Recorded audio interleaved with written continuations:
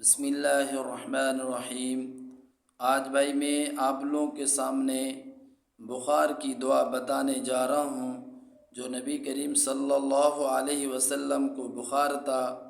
حضرت جبرائیل امین تشریف لائیں اور فرمایا اور یہ دعا پڑھا، بسم اللہ ارقیک من کل شیء یؤذیک من حسد حاسد ومن کل عین اللہ یشفیک۔